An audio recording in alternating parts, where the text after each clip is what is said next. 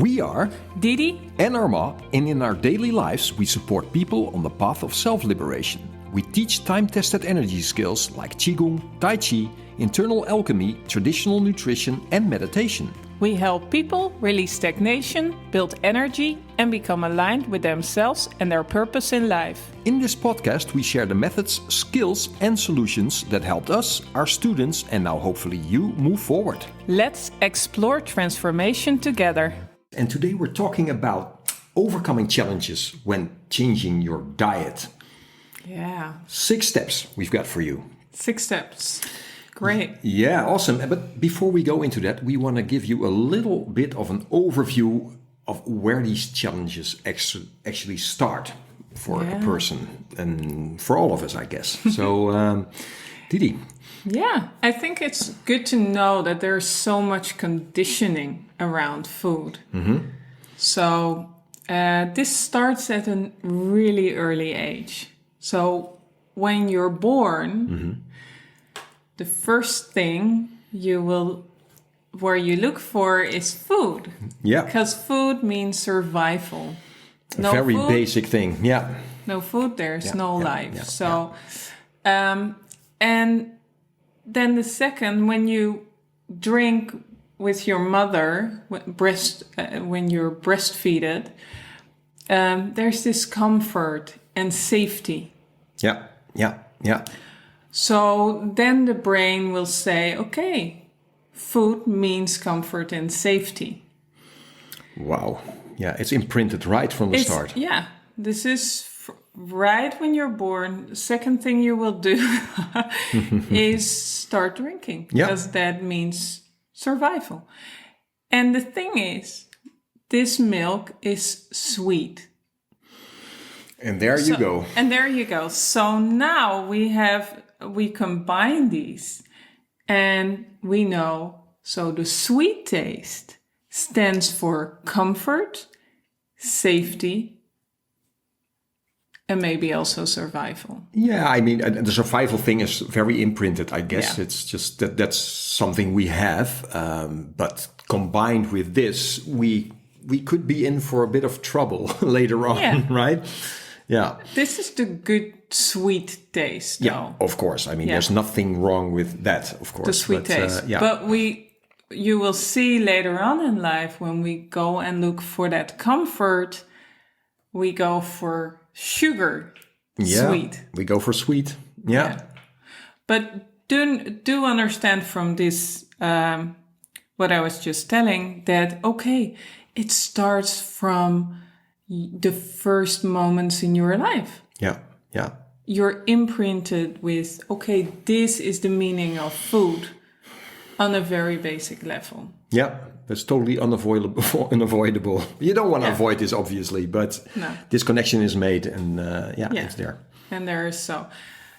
And then when we grow up a little bit, then when we start to eat different foods and maybe there is this play around food with your parents, because now food will become a thing that your parents might give you for a treat for when your behavior is good. Yeah. Or when you do something that they don't want you to do, then they keep away the food. Yeah, it happens, right? Yeah. So it's a way of punishment or maybe a reward. Yeah. So all these psychological things are creeping into this. And then so there is more things around food developed there. Emotional stuff. Yeah, all these feeling aspects around this. Yeah. So it gets more into our lives. It's a way of having power over you. And there's more attachment. And there's a play both directions, I guess, right? From the child also. They learn words and they no, I don't want to eat this. No. And then, but if you eat this, then after this you will get something sweet, maybe. Yeah. And there you go again, right? So there's this drama. Yeah. There's a lot of drama around food as well. Absolutely. And you see it with families with little children, that on the table, there's a lot of frustration most of the time in a specific phase. Yeah. There's this game starts to be played around food. Yeah. Yeah, totally. But there's much more underneath. It's not about the food.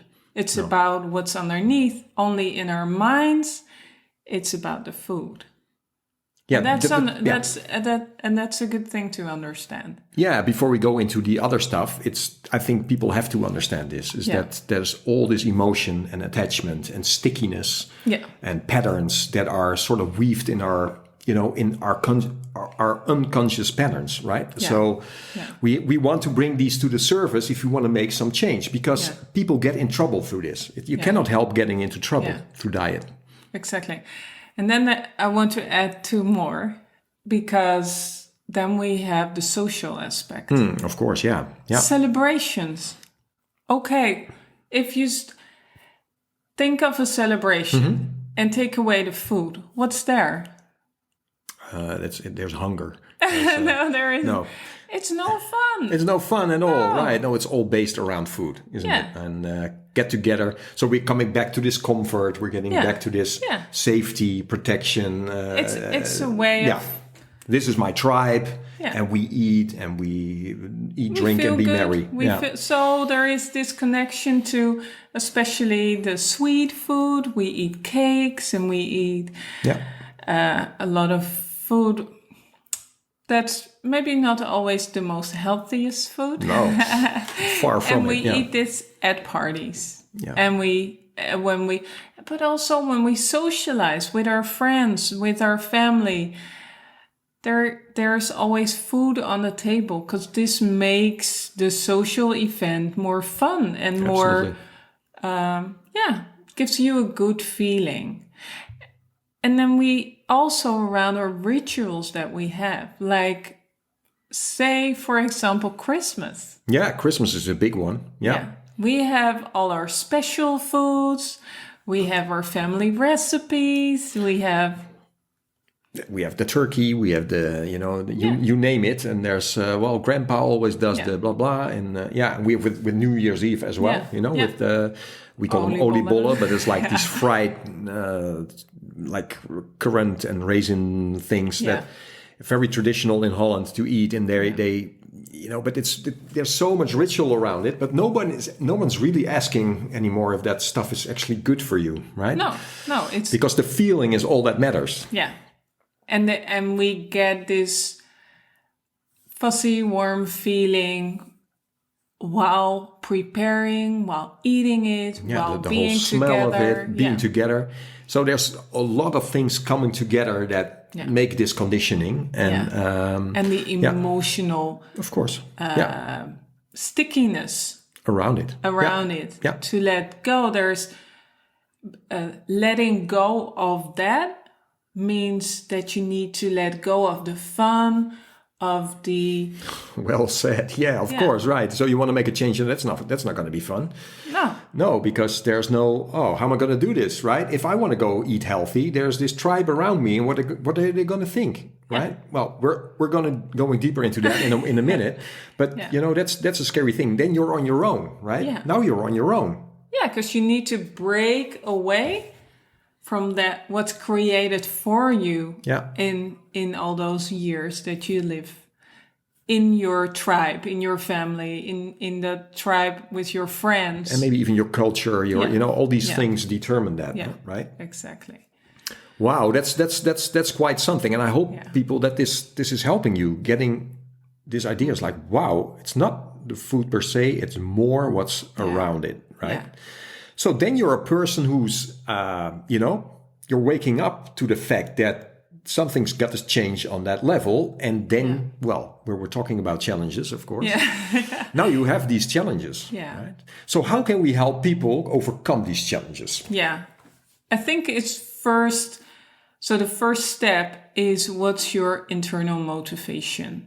Yeah. And most of the people who wants to start working on their diet, and then I'm not talking about a diet of 2 months or 2 weeks. No, not that. We're talking about lifetime changes. Changing.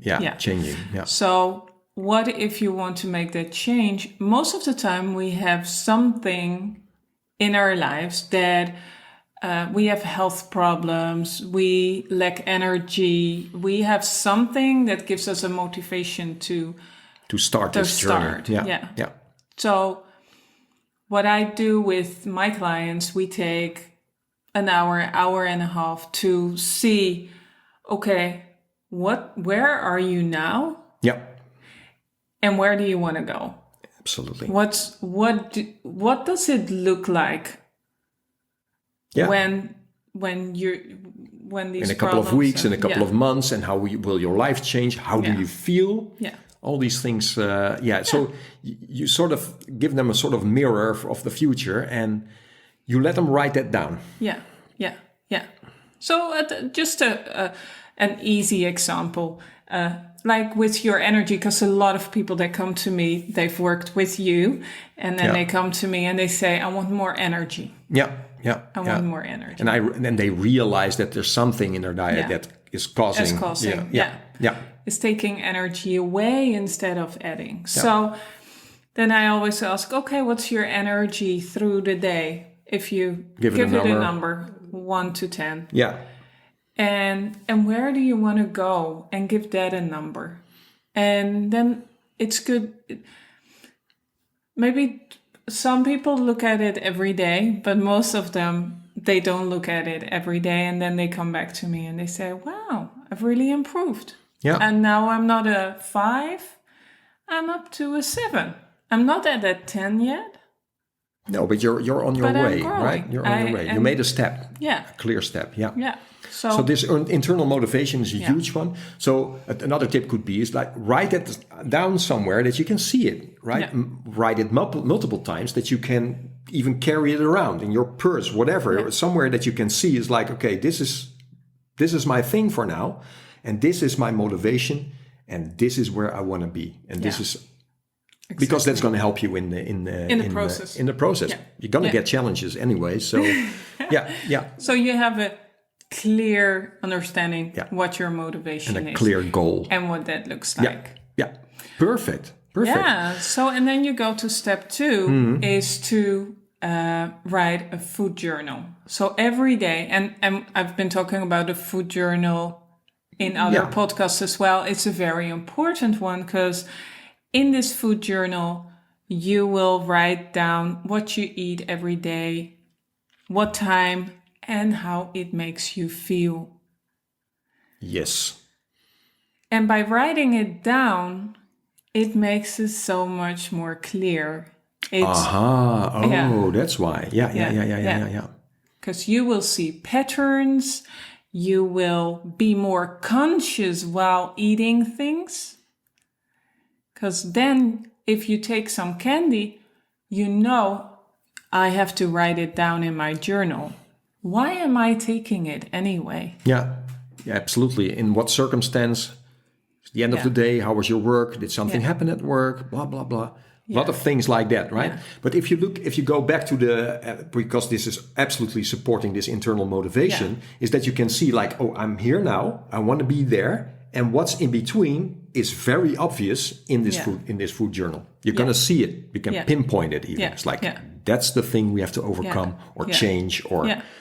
And then you can also see if you make changes and if you, if you keep writing your food journal, you will see changes and it will keep you motivated to move on. Yeah. And these changes are also in how you feel, of course, right? Yeah. So that's the thing that's going to be very obvious pretty soon. Yeah. Cool. So we have the first 2 steps and then we're going to 3. Well, then while you're writing this food journal, you will see that things appear that you think, why am I doing this? Yeah. I don't want to do it, but I'm doing it anyway. And especially at certain occasions, at certain times. It might be that you're doing really well during the day and then at nighttime, 8 o'clock, you're like, okay, where do I have food in the house? And there you go. And it's done. And it's done. And where are these where is this behavior coming from? Where's the stickiness? Yeah. And then we go back to where we started with, where... Can you relate it back somewhere in the Yeah. conditioning? Yeah. Exactly. And what am I lacking? What am I actually lacking? Is there a hole I'm filling here? Yeah. Other than my stomach? Right? Yeah. It's a hole in the soul. Yeah. That's what we're talking about, Yeah. right? And can you now that you know there's this condition around it, can you go like, aha, there's the connection? Because if you see that, that's going to help you so much, because I've seen that, right? Yeah. You've seen it. Oh yeah. And if you get this aha, it's going to be a huge motivation to move on, because you can see in your family, you see the patterns, that you see them do it maybe, and you're like, okay, but you can also see how they feel. You can see their patterns, right? It's all about this mindfulness that's coming through this observation. And if you know your own stickiness, you recognize other people's stickiness. And then you look at your motivation, and you're like, I'm going to stick to this because I'm done. That's not working. It's not working. It's not working. Right. So, for example, and the thing is, in our communities, most of the time, the behavior is also accepted. So, something like when you have your period, you eat chocolate. That's one of the the things that commercials, movies, books, they all show you this misbehavior, maybe that it's okay to eat chocolate when you feel a bit down. Yeah. Or see all those movies where when they have a heartbreak and they're sitting on the couch with all this ice cream. Yeah. Or they come into the house and the first thing, back from work, and then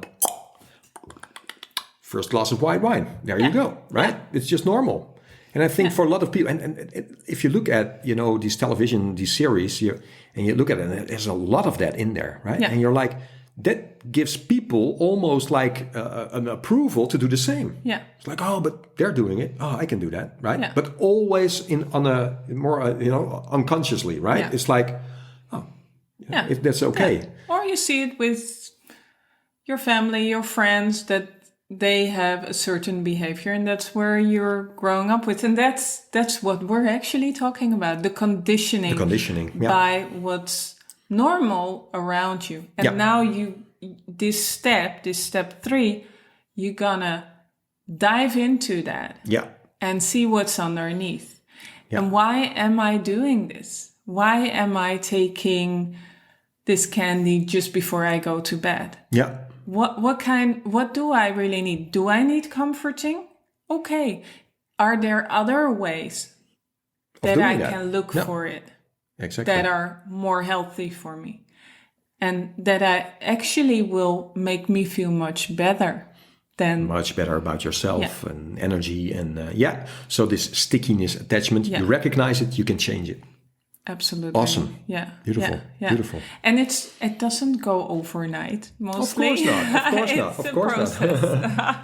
But that brings us to step 4, right? So that's a great one. Yeah. One change at a time. I see people that they want to change everything. They come to me and they say, okay, I throw away everything and then I'm going to change. And most of the time, some people are the example, or are the exception. But most people, when they do that, they're going to fail. 2 weeks and they're out.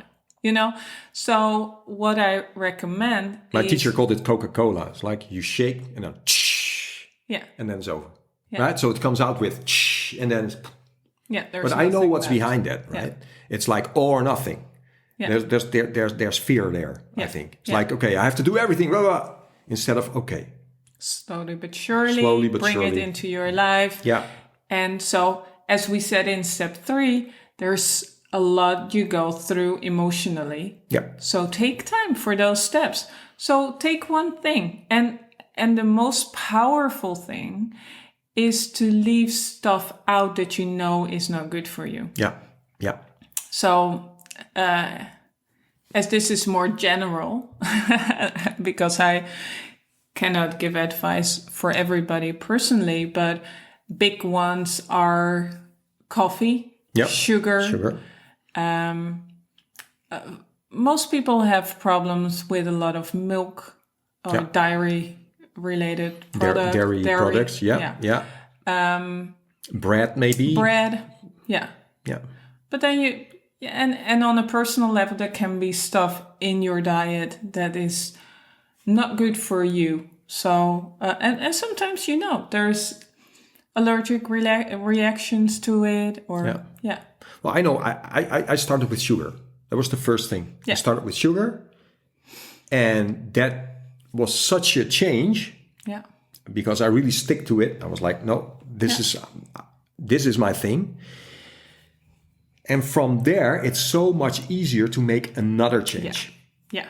Because you need the experience of this is actually feeling so much better before you move on. Yeah. So if you start doing everything at once, you won't have don't have that clear understanding, clear feeling and understanding. It's too chaotic, right? Yeah. And once you start with one thing and you see that it works, okay, next one. So and you can see also that there's so much habit around this particular one thing. If you zoom in on it, right? And there's a lot of stickiness around it because you investigated that, right? And you did your food journal so you could see it and everything, and the conditioning around it, like all these steps before, then it's really, really easy to, so much more easy to not do it. Yeah. And it's like, okay, I recognize it now. You put the light on it and then you let it go out of your system. And then within a couple of weeks, you'll find a difference. But we're talking about habit, right? And I think that people need to realize that it actually takes 3 weeks to change any habit or make a new habit. Yeah. It's not about the changing. It's to imprint a new habit, right? You have to do it 3 weeks at least. Yeah. And then you have changed that. Yeah. So it's not long. No, it's not. It seems long, but actually you will find it's not long. And then you're like, well, I don't need that sugar anymore in my life. No. And that's how you make it different. You make a real change. It's not this changing of like, okay, I want to look healthy in my and great in my swimsuit now. This is other stuff, right? Yeah. This is changing yourself and stickiness and emotion. Yeah. So, yeah. Yeah, 21 days. That's a great one. Days. So I have a lot of clients that come in, they drink coffee, and I say, that's my advice. Don't start with going back one coffee and then still drink 2 a day and then go back. There you can see the stickiness, right? That's not going to work. No. If you truly want to experience the effect, you have to quit it. Don't do it. And say to yourself, if it's difficult, I'm going to do this for 21 days. Yeah. Put it on the calendar and then just write down, 1 day until 21 and see how you feel. But do journal, because then you see the effect of what it does. Absolutely. And it will creep in all sorts of surprising ways in your life, right? Yeah. It's like how you wake up, how you are in a meeting, your focus, your concentration. It might be that in the first week, maybe you feel a little bit of a drop, even in energy. That could be. Also write that down and see that if you're making changes in things that are so normal for you all the time, that of course there's going to be, a getting used to. Yeah. But in a couple of weeks, you will already feel the effects, of course, right? Yeah. I mean, 2 weeks is the least to feel that effect, but 3 weeks is changing the habit. Yeah. Great. Cool. Awesome. So then that was already step 4. Yeah. And step 5 is, now you changed one thing, but also see how food is a part of your day. Yeah. It's such a big part of your life. That's why it is easy to change, because you have a chance at least 3 times a day. Yeah. But it's also a challenge because it's 3 times a day. Yeah. And so you have to look at, when do I do my grocery shoppings? How do I make sure that I have the right ingredients in the house to always prepare good food for myself? So important.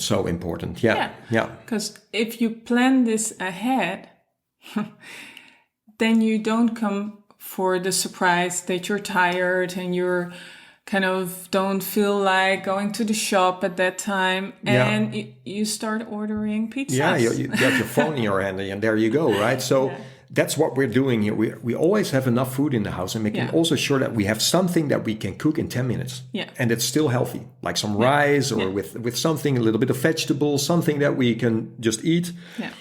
Anytime that we think, okay, well, we have different days, right? We have some days are very full. We have our challenges in those days because we like to prepare our food fresh.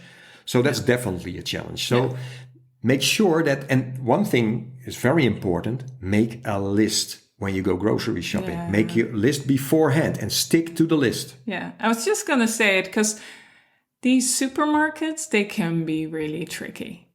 Because, and I've studied marketing. I know how it works. Yeah. If you go into a supermarket, they've done it this way that you will be triggered to buy certain products. And they will be on your way. Most of the time, you're on a kind of a route through those supermarkets, and they will put those products just right in your face. And then you think you've had it, and you're at the counter, and there it is. There it is again. You're standing waiting, and what is exactly on eye level for you is the bad stuff, right?